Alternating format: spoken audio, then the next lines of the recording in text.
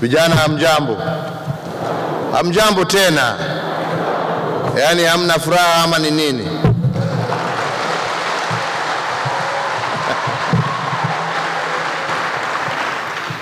Yangu ni tele. Nashukuru Mungu.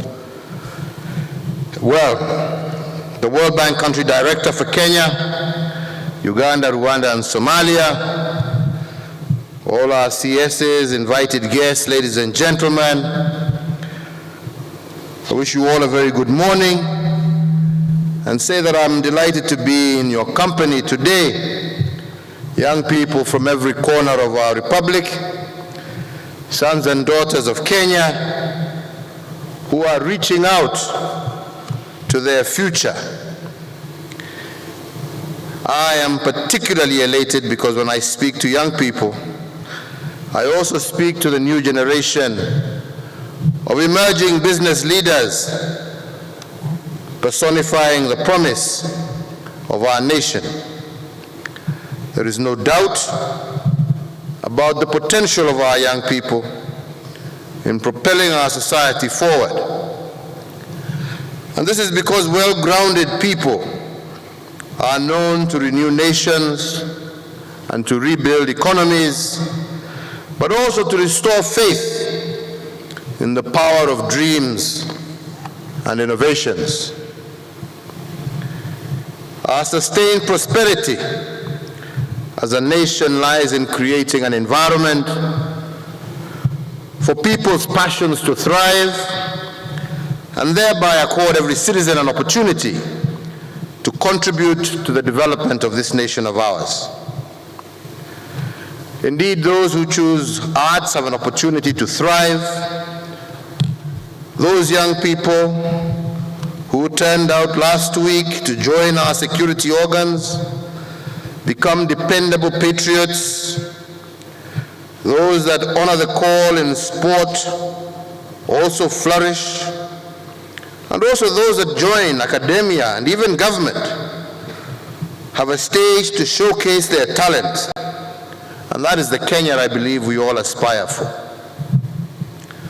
We are gathered here today to celebrate a particular group, 750 young entrepreneurs from across the nation who have excelled in creating and executing a dream.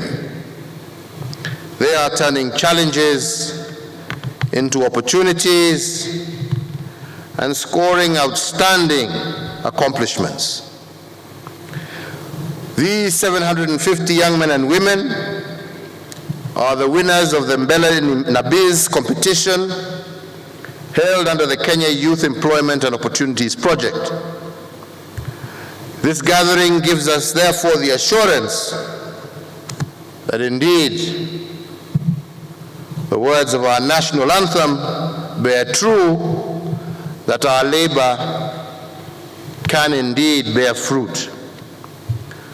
By mixing their sweat with the soil of the land, many of these young people have created innovations such as planting and harvesting, I'm told, the moringa tree for tea and medicinal purposes.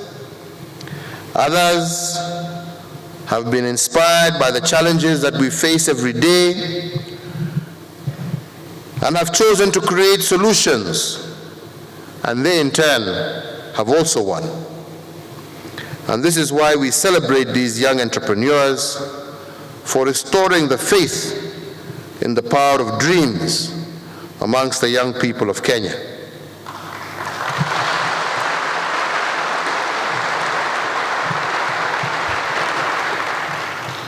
You all have taught us that if you solve a problem, success will follow you.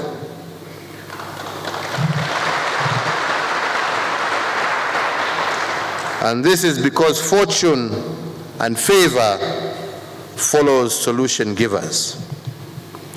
But the Mbelenabiz competition is not just about you 750 winners. We had close to 11,000 competitors that did not make it to the winners list. However, this does not mean that the 11,000 competitors are losers. By trying, they demonstrated a desire to win, and my encouragement to them is to appreciate that vision and consistency can conquer any obstacles.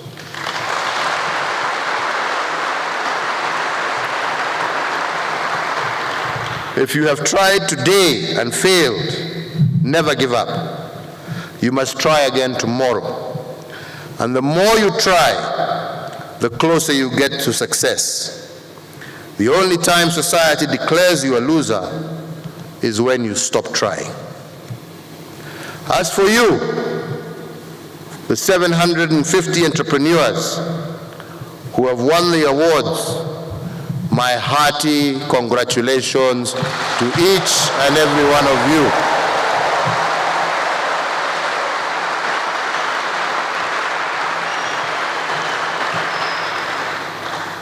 Through you, and because of your hard work, the Kenya Youth Employment and Opportunities Project will inject a total of 1.3 billion shillings into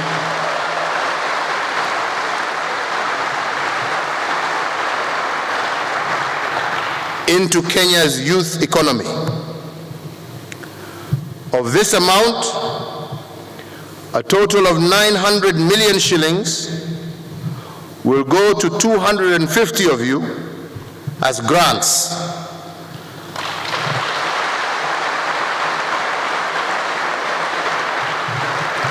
Each of these 250 young entrepreneurs will receive an award of 3.6 million shillings to develop your dreams.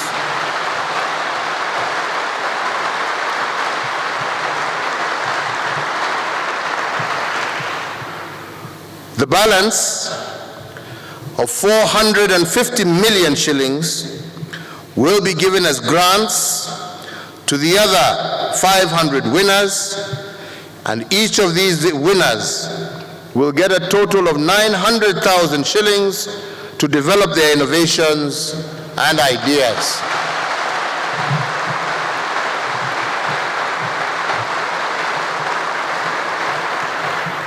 On our part as government, we will continue to support these innovations by creating an enabling environment for startups by young people. And to this end, I want to refer to our current constitutional debate and how it applies to you, including the necessary legislative changes that will apply. Through the legislative aspect of BBI, we intend to provide a 7-year tax holiday for young entrepreneurs like you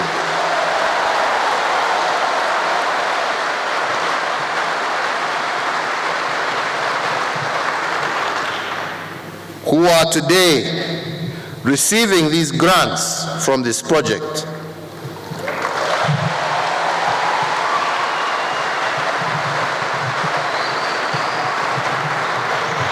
And for the avoidance of doubt, ladies and gentlemen, permit me to break this down for you so that you can understand what a tax holiday means to your individual pocket. If, for instance, one of you who has received a grant from this project decides, for example, to start a nail-making business, that he or she plans to spend about 1.2 million shillings buying the necessary equipment and setting up. If we go by market estimates, the net returns of such a startup business would be about 150,000 shillings a month, or about 1.8 million shillings a year. In a normal tax scenario, this young person would owe the Kenya Revenue Authority approximately 540,000 1,000 shillings of the 1.8 million shillings that you make each year. And in the 7 years, they would have paid the Kenya Revenue Authority approximately 3.7 million shillings in taxes. But if the proposed tax holiday were to be effected, such an enterprise by a young person would not only save the 3.7 million shillings in 7 years, but it will have generated a total of approximately 12.6 million shillings over the 7-year period.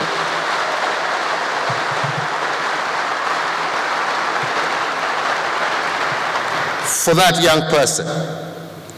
And to bring it closer to home, if the 250 young entrepreneurs who today are receiving 3.6 million shillings were to earn an average of 150,000 shillings every month from their initial grant of 3.6 million, they would collectively make 37.5 million shillings in profit a month.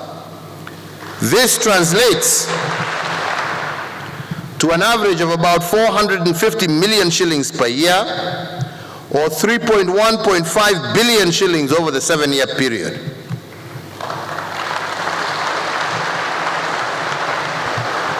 Sasa vijana mkiambiwa BBI ni ya Uhuru, hii pesa mnataka ikae kwa mifuko yenu ama mnataka KRA ichukue? Mnataka gani? Iingie kwa mifuko? Na ndio kama huyo msichana ametuambia hapa, muweze kuandika vijana wenzanu na hawa pia waweze kujisimamia na kusimamia familia zao, au ni namna gani? Si ni hivyo?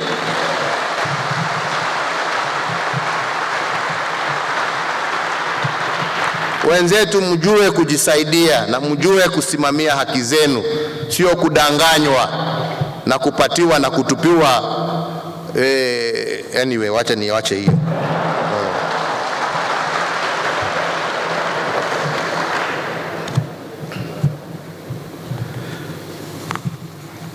Ladies and gentlemen, we are gathered here to celebrate another critical milestone in supporting our young people throughout the country. We are today launching the third cycle strategic plan of the Youth Enterprise Development Fund, covering the period 2020 to 2024. The fund is one of the strategies established by government to address the challenges of youth unemployment through entrepreneurship. To date, the fund has supported approximately 2 million young men and women with loans worth 13.5 billion shillings. This has been achieved by revolving Kenya shillings 4.5 billion from the National Treasury. I am indeed pleased to note that the Youth Fund has disbursed a total of approximately 500 million shillings in loans since the first case of COVID-19 was reported in Kenya. These loans have helped to sustain youth-owned enterprises, thereby enabling them to diversify into new opportunities and to maintain their employees. The plan that we launched today aims to transform this fund into an efficient and responsive entity that meets the needs of our young people. We as government have consulted widely, but we have also listened keenly, and the plan is our attempt to align the work of the fund with the expectations and aspirations of the young people of this country. In particular, the revolving fund will rise from 4.5 billion to 5.5 billion, and we will raise loan disbursements from the current 13.5 billion to 16 billion during the planned period.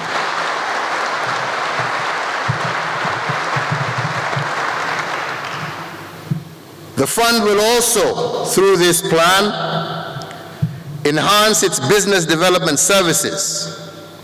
It is not just about giving money, but also teaching our young people how to build and keep a business that lasts. I look forward with keen anticipation to the results, and I am sure that the fund will lead us on a path to full recovery for our young people's businesses. Ladies and gentlemen, as I conclude, a caring government and as an administration that is responsive to the administrations of Kenyans, we will continue to create an enabling environment in which every citizen, including our young people, can harness their potential. If we continue to support our young people by easing the cost of doing business, we will continue to implement groundbreaking policies and strategies, such as the e-Citizen online portal that offers access to information and government services, affirmative action funds, such as the Youth Fund, to provide affordable financial and business development support services, Huduma centers that create public service and information from a one-stop shop citizen service center, iHubs to support our tech entrepreneurs, access to government procurement opportunities, amongst other strategies. Also to enhance access to capital for our thriving enterprises, may it be micro, small or medium. My administration will continue to enhance key affirmative action funds, namely the Youth Enterprise Development Fund, which we are enhancing from today, the Women Enterprise Fund, the UWEZO Fund, and the National Government Affirmative Action Fund, popularly known as GAF, to provide financial services to our highly entrepreneurial segments of our Kenyan population. To our new businessmen and women, I want you to recall that on the 23rd of October last year, I launched a collective investment scheme aimed at pooling the resources of the border riders in Kenya. And I want to encourage each and every one of you running your small, medium enterprises to adopt this savings culture that will enable you to participate in broader investment opportunities and ultimately become owners of capital. Let me also add that through the Ajira Digital Program, we will continue to offer free online training opportunities so that we can build onto the more than 670,000 youth currently working on digital and digitally enabled jobs. Further, through an ongoing partnership with the judiciary aimed at expediting the delivery of justice, our young people are undertaking transcription and data entry tasks as part of our broader efforts to both digitize government services as well as provide meaningful employment to our young people.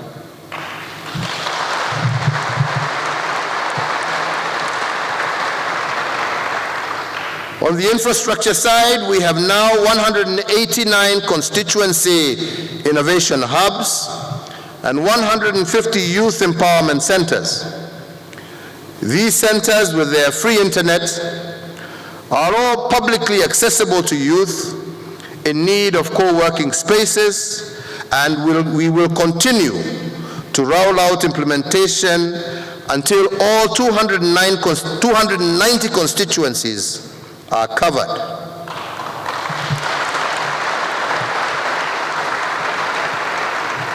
We'll be able to come and see some of your projects and see what you're doing, see how many people you're employing.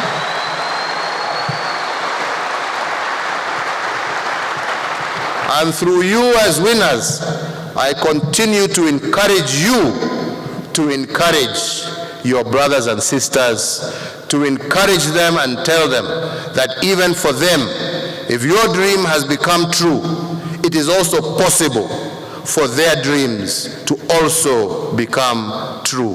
Mungu awabariki na walinde. Asanteni sana.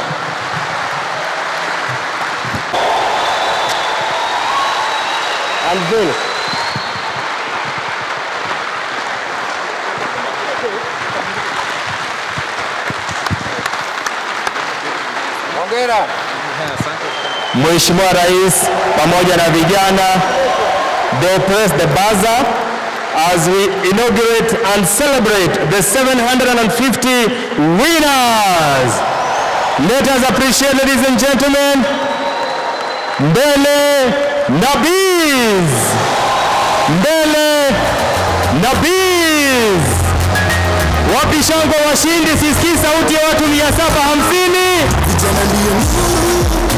Majina yanaendelea kwenye